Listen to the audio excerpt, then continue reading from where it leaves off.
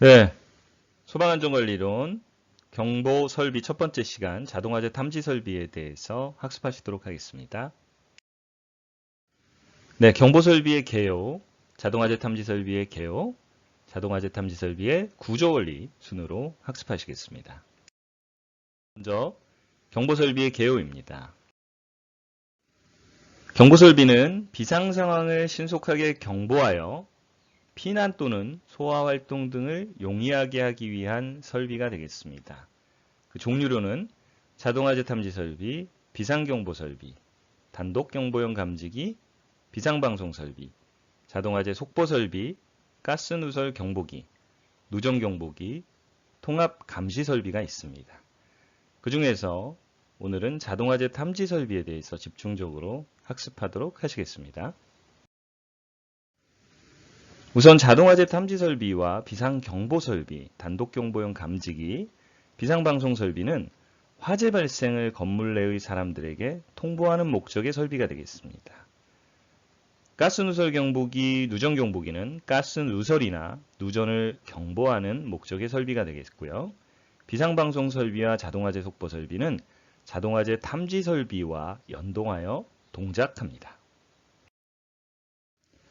자동화재 탐지 설비의 개요에 대해서 학습하시겠습니다.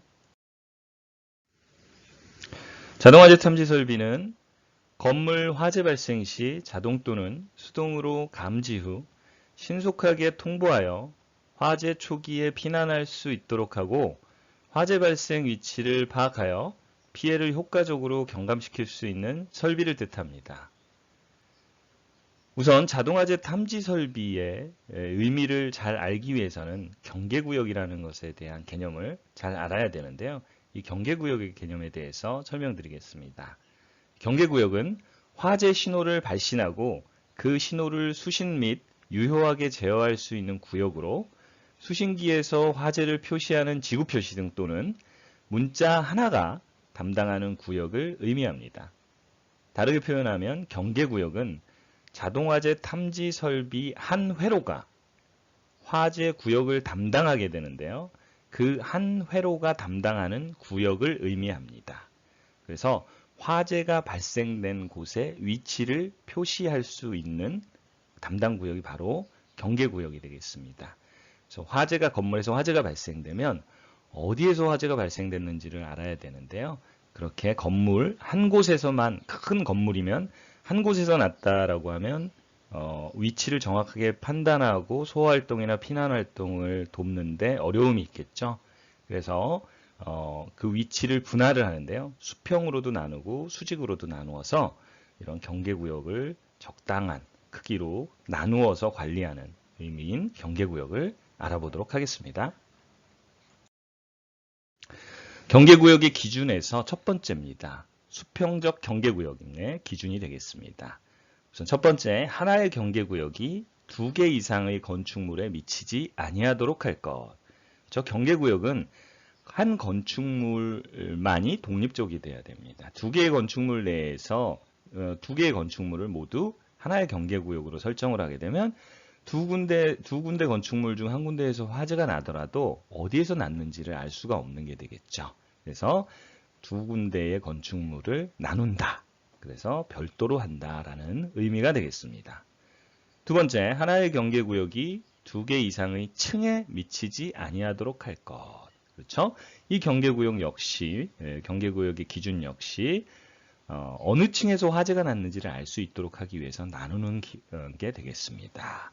다만 500제곱미터 이하의 범위 안에서는 2개의 층의 하나의 경계구역으로 가능하다라는 약간의 조항이 있습니다. 그래서 500제곱미터면은 조금 작은 범위가 되겠죠. 그래서 2개 층이 500제곱미터 이하의 바닥 면적일 경우에는 하나의 층으로도 경계구역이 가능하다라는 내용이고요. 세 번째, 하나의 경계구역의 면적은 600제곱미터 이하로 하고 한 변의 길이는 50m 이하로 할 것. 면적을 너무 넓게 하면 또 너무 좁게 하게 되면 여러 가지 문제가 발생될 수 있겠죠. 너무 넓으면 정확한 화재의 위치를 파악하고 우리가 구조활동이라든지 소화활동을 하기가 좀 어려움이 있을 거고요. 또 너무 좁게 하면 유지관리가 어렵겠죠. 그런 부분이 있습니다. 그래서 600제곱미터 이하로 했다라는 거. 그리고 한 변의 길이 너무 길게 하면 역시 마찬가지의 현상이 발생될 수 있습니다. 그래서 50m 이하다라는 거, 그런 의미라는 거 기억해 두시면 되겠습니다. 네 번째, 지하구의 경우 하나의 경계구역의 길이는 700m 이하로 할 것. 그렇죠? 지하구, 통신구, 전기 선로 등이 이제 지하에 매설되어 있는 경우죠. 통로입니다. 지하구. 이런 경우에는 굉장히 길죠. 수십 킬로, 수 킬로에 달하는 그러한 지하구도 여러 있습니다. 그런 곳에는 너무 50m를 이렇게 나누면 너무 많은 경계구역이 나오겠죠. 이런 부분은 그래서 700m 이하로 했다라는 거 기억하시면 좋겠습니다. 다음은 수직적 경계구역입니다. 수평적으로만 나누는 것이 아니라 수직적으로도 경계구역을 나누는데요. 이 경계구역에 포함되는 것은 계단 경사로, 엘리베이터 승강로, 린넨슈트 파이프 피트 및 덕트 이런 게 이제 수직적으로 위로 쭉 올라가 있는 그런 건축물의 특징이 되겠습니다. 특히 이제 계단을 잘 생각해 보시면 되겠는데요. 계단은 층마다 끊어져 있는 듯 하지만 잘 보면 계단은 위아래로는 수직으로 관통되어 있죠. 그래서 연기를 상상해 보시면 연소생성물이 어느 층에 들어오면 이게 연돌 효과에 의해서 보통은 위로 많이 위아래로 다니지만 보통 위로 올라가겠죠.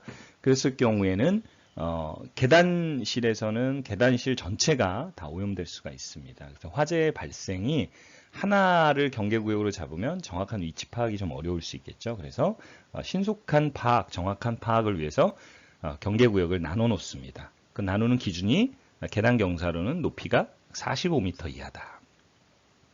3m가 한 층으로 본다면 한 15층 정도, 이제 4m 정도 보면 10층 정도를 이제 경계구역으로 구분한다, 이렇게 나눈다라고 이해하시면 되겠네요. 그다음에 지하층은 지상층과 지하층을 구분하고 있습니다. 그리고 지하 1층만 있는 경우에는 좀 제외로 한다는 내용이고요. 엘리베이터 승강로, 린넨슈트 파이프 피트 및 덕트는 높이는 제한이 없습니다. 하지만 경계구역으로는 삼죠. 그 자체를 엘리베이터 승강로 전체를 높이로 나누지 않고 전체 통으로 하나 이렇게 경계구역으로 삼는다라는 내용이고요. 지하층 구분은 엘리베이터 승강로나 린넨슈트는 제한이 없다라는 내용입니다. 기타 경계구역은요, 스프링클러 설비, 물분무 등 소화 설비 또는 제연 설비의 화재 감지 장치로서 감지기를 설치할 경우 경계구역은 해당 설비의 방사구역 또는 제연구역과 동일하게 설정할 수 있습니다. 이 얘기는 스프링클러 설비와 물분무 등 소화 설비는 방수구역, 방사구역이라고 하고요. 제연 설비는 이제 제연구역이라고 하는데 여기도 똑같이 화재를 감지할 수 있는 감지기를 설치합니다. 그런데 이 경계구역이 다른 설비들과 다르게 스프링클러는 스프링클러대로, 물분무 등은 물분무 등 소화 설비대로, 제연 설비는 제연 설비대로 경계구역과 별도로 지정하게 되면 여러 가지 혼란이 발생될 수 있겠죠. 서로의 세부적인 목적은 다르지만 궁극적인 목적, 인명 및 재산을 보호하는 그런 설비로서의 목적은 같습니다. 그래서 경계구역과 방사구역, 제연구역을 가급적 동일하게 설정하는 것이 신뢰성과 유지관리 측면, 안전관리 측면에서 보다 효율적이고 도움이 될 수 있다는 내용으로 이해하시면 되겠습니다. 다음은 자동화재 탐지 설비의 구조 원리에 대해서 학습하시겠습니다. 자동화재 탐지 설비의 구조 원리, 첫 번째, 구성 및 동작 원리에 대해서 알아보겠습니다. 먼저 화재가 발생하면 감지기가 동작을 하는 자동 감지를 하든지 아니면 사람이 먼저 발견해서 발신기를 동작시키면 수동으로 화재 신호를 수신기에 보내주게 되어 있습니다.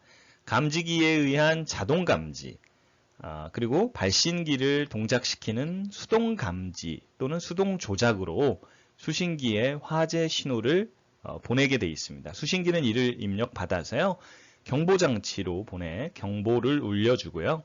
또 소화 설비가 연동을 시켜주고 피난구조 설비 또는 소화활동 설비와 연동되는 그러한 설비가 되겠습니다. 이게 바로 자동화재 탐지 설비의 동작 원리가 되겠고요. 동작이 되겠습니다. 구성은 감지기, 화재 감지기죠. 화재 감지기, 그 다음에 발신기, 수동 발신기, 그 다음에 중계기, 그 다음에 수신기가 있고요. 경보장치, 전원, 배선, 그 다음 기타 설비들이 있습니다.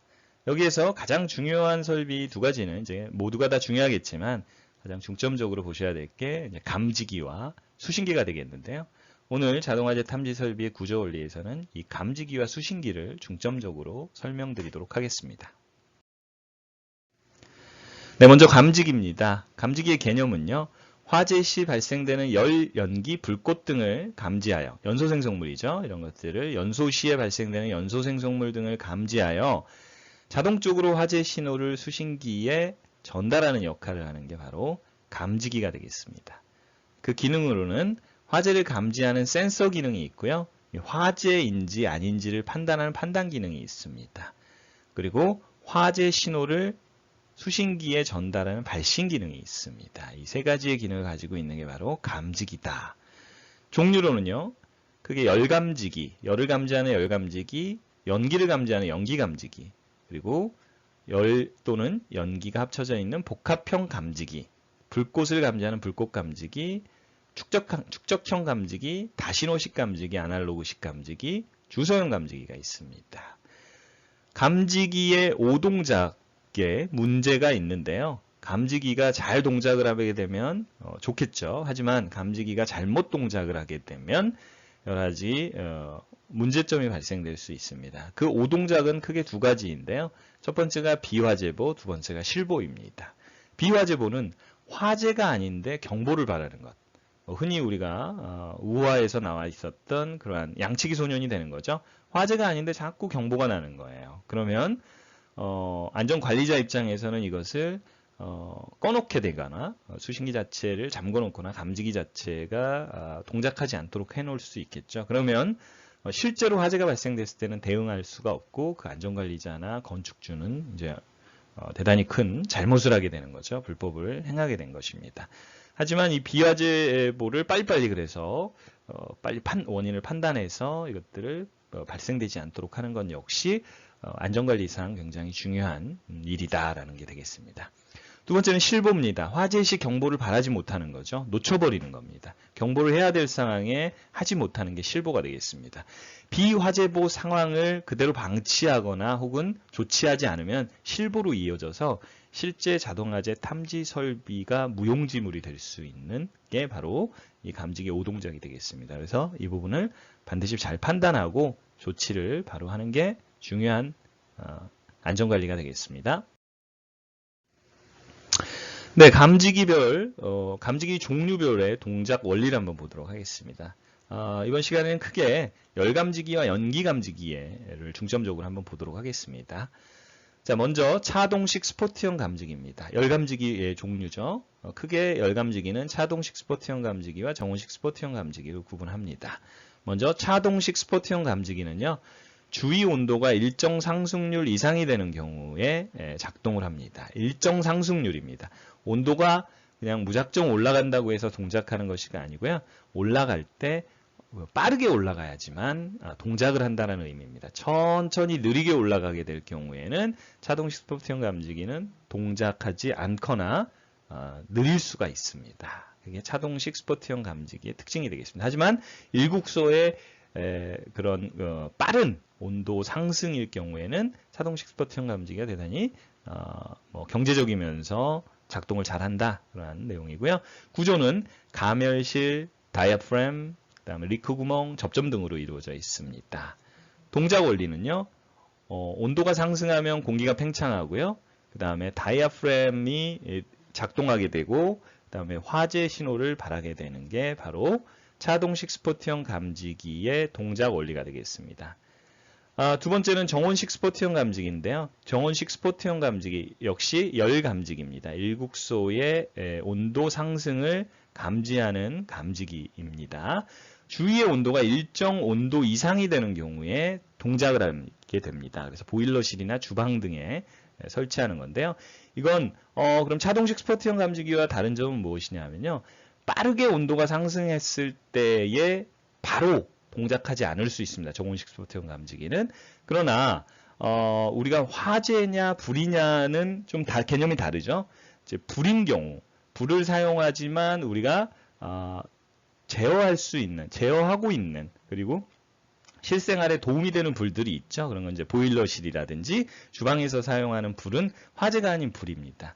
이러한 것들은 우리 필요에 의해서 잠깐씩 온도가 갑자기 올라가죠. 하지만 그건 화재가 아니죠. 이런 때에 차동 스포트형 감지기를 설치하면, 이런 곳에 설치를 하게 되면 화재라고 인식을 해서 화재 경보가 발생됩니다. 그럼 그게 이제 비화재보가 되겠죠.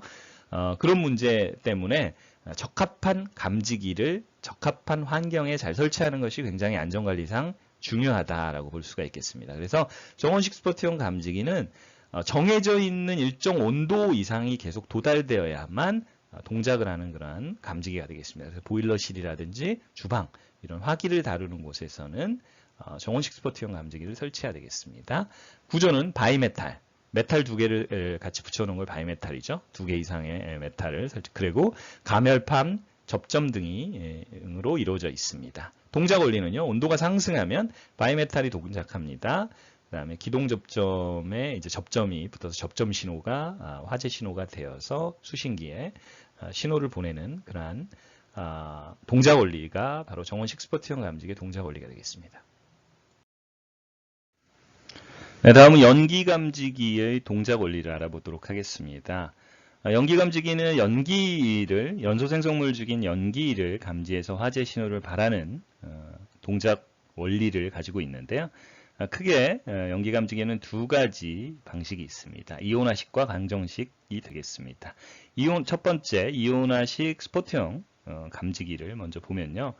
이온화식 이온 전류의 감소를 동작 원리로 이온 전류가 감소되는 것을 우리가 확인해서 화재 신호로 인지하는 게 되겠는데요.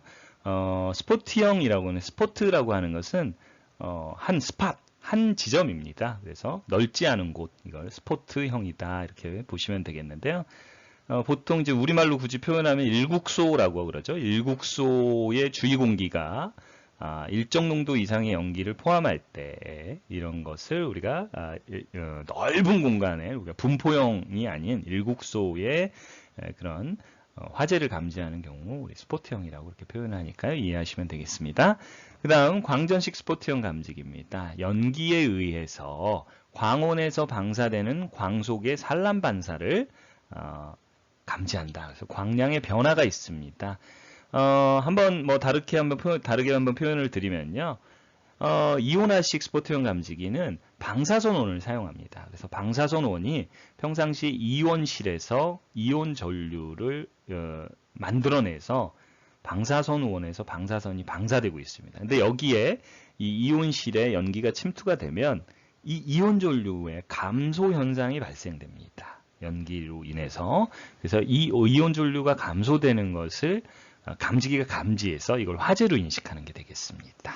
네, 그리고요, 광전식 스포트형 감지기는요, 송광부와 수광부가 있어요. 평상시에 광전식, 빛을 쏘고 있습니다. 그런데 이 빛을 쏘고 있는데 평상시에는 이 송광부와 수광부가 따로 좀 떨어져 있어요. 그래서 일정한 그 광원, 빛이 송광부에서 수광부로 들어가고 있습니다. 어느 정도의 적은 양이죠. 그런데 여기에 연기가 침투하게 되면 산란이 발생돼요. 빛이 산란해서 산란 반사가 발생됩니다. 그래서 평상시보다도 더 많은 양의 빛을 이렇게 광전식 스포트형 감지기는 더 빛을 받게 되죠. 수광부에서. 그러면 이것을 감지하는 겁니다. 이게 화재구나라고 인식을 하게 되는 게 되겠습니다. 그래서 이온화식 스포트형 감지기와 광전식 스포트형 감지기의 구분을 아래 표를 보시면요. 동작 원리는 이온화식은 이온 전류의 감소, 광전식은 광량의 변화가 되겠습니다. 그리고 감지하기 좋은 연기의 입자는 작은 연기는 유리한 것은 이온화식이고요. 큰 연기 입자에 유리한 것은 광전식 감지기가 되겠습니다. 연기의 색상은 이온화식은 색상과 크게 무관하지만 보통 이제 검은 입자가 좀 유리하다고 볼 수 있겠고요. 광전식은 밝은 회색의 연기, 그래서 수분이 좀 많이 들어있는 그러한 연기가 좀 유리하다라고 볼 수 있습니다. 그다음에 적응화재는 B급 화재, 불꽃화재가 이온화식 감지기가 감지 능력이 좋고요. 그다음에 광전식은 A급 훈소화재가 좋다. 그러면 건축물 내에는 이온화식과 광전식 중 어느 것을 쓰고 있을까요? 두 개 다 쓰고 있습니다. 보통 요즘에 최근에 건축물 내에는 가연물이 다양화되어서요. 불꽃 화재와 훈소 화재가 거의 같이 발생됩니다. 하지만 어느 게 더 빠르냐 보면 아무래도 훈소가 먼저 시작해서 그다음에 불꽃 연소로 좀 발생되는 경우가 좀 많겠죠. 그래서 그리고 아무래도 이온화식 스포트용 감지기는 방사선원을 사용하다 보니까 아주 소량이라고는 하지만 좀 위험성이라든지 유지관리에 좀 어려움이 있을 수 있어서 최근에는 대개 광전식 감지기를 많이 사용하고 있습니다. 하지만 이온화식도 많이 설치되어 있다는 거 이해하시면 좋겠습니다. 네, 다음은 감지기 설치 개수입니다. 설치 개수. 열감지기, 먼저 열감지기, 스포트형, 차동식 스포트형 감지기와 정원식 스포트형 감지기가 되겠죠. 보상식 스포트형 감지기도 있는데요. 국내에서는 보상 스포트형 감지기는 사용하지 않기 때문에 차동식과 정원식 위주로 보시면 되겠습니다. 아래 표를 보시면요. 부착 높이 및 소방 대상물의 구조, 좌측에 있는 것들 4m 미만. 그래서 부착 높이가 4m 미만이고 내화 구조냐 내화 구조가 아니냐로 이렇게 구분이 되고요. 역시 4m 이상 8m 미만 천정의 높이죠. 보통 천정에 설치하니까요. 천정의 높이라고 보시면 되겠습니다. 4m 이상 8m 미만. 반자일 경우엔 반자입니다. 4m 이상 8m 미만인 경우에 역시 내화 구조와 내화 구조가 아닌 그러한 소방 대상물로 구분하고요. 차동식 스포트용 감지기는 1종이냐 2종이냐에 따라서 이 면적입니다. 여기에 있는 숫자들은 다 면적인데요. 감지기 하나가 커버할 수 있는 감지기 하나가 담당할 수 있는 면적이 되겠습니다. 그래서 1종이 좀 넓고 2종이 좀 좁겠죠. 그러면은 2종보다는 1종을 덜 설치해도 되는 거죠. 1종 대신에 2종을 예를 들어 설치한다 그러면 더 많은 개수를 설치해야 되는 게 되겠습니다. 정원식 스포트형 감지기도 특종 1종, 2종으로 구분합니다. 그래서 설치 개수는요. 감지구역의 전체 면적, 바닥 면적을 감지기 한 개의 설치 바닥 면적으로 나누는 게 되겠습니다. 그래서 예를 들어 뭐 5.3이 나왔다. 그러면 6개를 설치해야 됩니다. 소수점이 나오면 반드시 절상을 하게 되겠습니다. 그래서 설치 개수는 감지구역의 바닥 면적을 감지기 한 개의 여기 나와 있는 이 표에서 담당하는 면적, 감지기 종류별로 설치 바닥 면적이 다르죠. 이 면적으로 나누어서 개수를 산출해서 설치하면 되겠습니다. 네, 연기 감지기도 한번 보시겠는데요. 연기 감지기는 거실과 복도 통로 계단으로 좀 구분해서 설치를 하게 됐습니다. 그래서 거실은요. 우리 똑같이 부착 높이 좌측의 표를 보시면 좌측에 부착 높이에 4m냐 20m 미만, 4m 이상 20m 미만이냐 이렇게 구분하고요. 감지기에 따라서 150제곱미터, 150이냐 50이냐 75제곱미터냐 이렇게 구분합니다. 1종, 2종과 3종으로 구분하게 되겠네요. 150, 75를 보통 쓰고 있습니다. 그리고 복도 통로 계단 같은 경우에는 복도 통로는 이제 미터가 되겠네요. 위에 것까지는 제곱미터, 단위가 제곱미터였는데요. 복도 통로는 30m, 1, 2종은 30m고요. 3종은 20m. 계단 및 경사로 수직거리는 15m. 그다음에 3종은 10m가 되겠습니다. 그래서 이 연기감지기의 설치 개수. 경계구역이 45m였으니까 수직거리가 45m였으니까요. 45m에 하나만 설치해서는 안 되겠죠. 그래서 이 감지기를 여러 개를 설치하되 한 회로의 경계구역에 감지기는 여러 개가 이렇게 설치될 수 있습니다. 계단에는 헷갈리면 안 되겠죠. 이해하시면 좋겠습니다. 네, 감지기 설치 제외 장소에 대해서 알아보도록 하겠습니다. 천장 또는 반자의 높이가 20m 이상인 장소에는 감지기 설치를 제외합니다. 다만 적응성이 있는 장소는 제외합니다.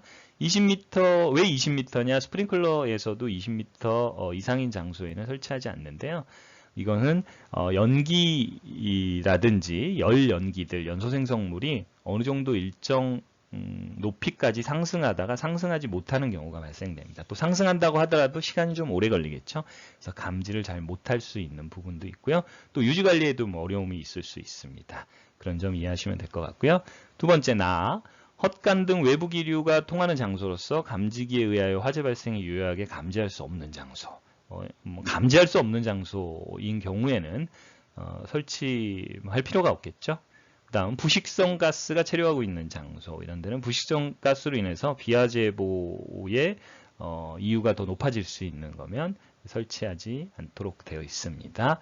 다음 고온도 저온도로서 역시 감지기의 유지 관리가 어렵고 기능이 정지될 수 있는 곳에는 이제 설치하지 않는다. 목욕실, 욕조, 샤워 시설이 있는 화장실 등 기타 유사한 장소에는 설치하지 않습니다. 화장실, 이걸 잘못 오해해서 예전에 이제 화장실은 설치하지 않은 경우가 좀 있는데요. 그렇지 않습니다. 화장실에도 설치라는 게 기본입니다. 다만 목욕실이나 욕조, 샤워 시설이 있는 화장실에는 설치하지 않는다는 게 되겠습니다. 그렇지 않은 변기, 소변기만 있는 화장실, 특히 이제 공중 화장실 이런 곳에는 반드시 설치를 해야 됩니다. 설치해야 되는 대상일 경우에 감지기를 반드시 설치해야 된다. 감지기 설치 제외 장소에 포함되지 않는다는 거 반드시 확인하시면 좋겠습니다. 네, 파이프 덕트 등 그 밖의 이와 비슷한 것으로서 두 개 층마다 방화구획된 것이나 수평 바닥 면적이 5제곱미터 이하인 것. 그러니까 너무 좁은 공간 이런 것들은 설치하지 않는다가 되겠습니다. 역시 4. 먼지, 가루 등, 가루 또는 수증기가 다량으로 체류하는 장소 이런 데는 설치하지 않습니다. 연기 감지기 같은 경우에 그렇다는 거죠. 그 다음에 역시 유지관리가 어려운 장소에서는 감지기를 설치한다라는 내용입니다. 다음은 수신기입니다. 수신기. 수신기의 개념은요, 감지기에 의한 자동 화재 감지 또는 발신기를 작동해서 사람이 수동으로 발신기를 눌렀을 때 화재 신호를 수신하여 경보장치를 동작시키는 게 수신기의 역할이 되겠습니다. 다른 연동장치도 연동시키기도 하죠. 기본적으로는 화재 신호를 수신하여 경보장치를 동작하는 역할을 하는 게 수신기가 되겠고요. 그 기능은 화재 발생 및 위치를 표시하는 기능도 있고요. 비상방송 설비, 소화 설비, 피난 설비, 소화활동 설비 등을 연동시키는 기능도 있습니다. 그래서 이 수신기가 굉장히 핵심적인, 감지기가 감지를 한다면 수신기는 다른 장비들, 설비들의 연동을 시켜주고 제어해주는 그러한 중요한 장치가 되겠습니다.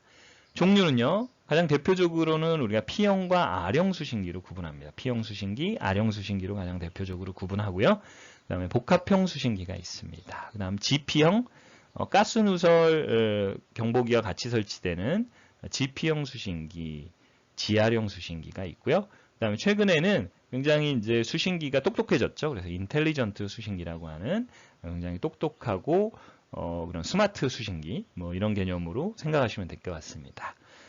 대표적인 수신기는요, P형 수신기와 R형 수신기로 구분을 하는데요. 이제 구분을 하자면 P형 수신기는 로컬 기기, 감지기 등과 수신기 사이의 실선 배선입니다. 보통 이제 전기선이라고 생각하시면 되는데 이렇게 실선 배선이 되어 있는 게 P형 수신기고요.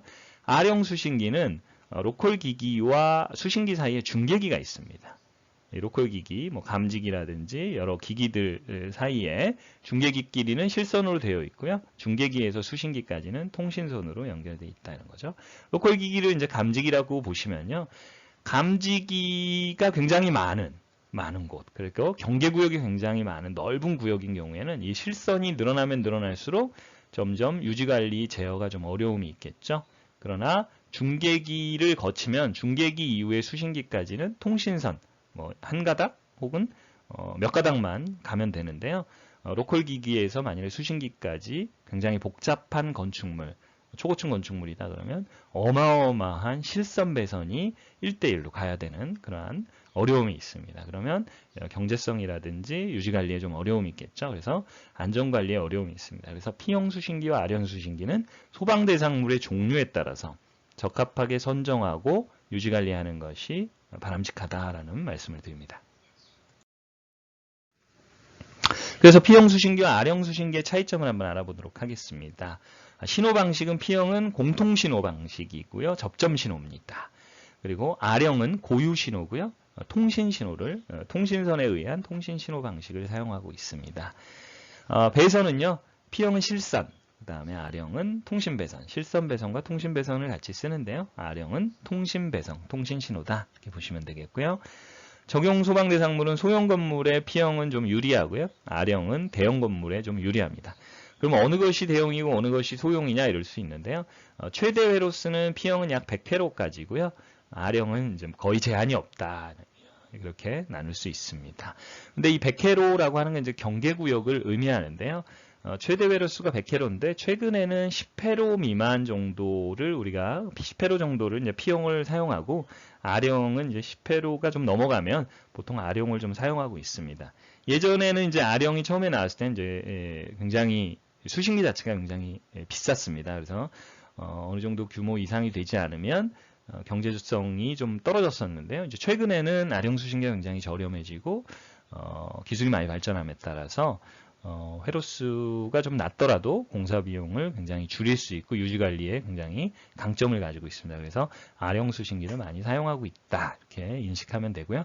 10회로 이하의 소규모 건축물, 뭐 5층 이하라든지 이런 저층이면서 면적이 넓지 않은 그러한 일반 상가 건축물 같은 경우에는 P형 수신기를 사용하고 있습니다.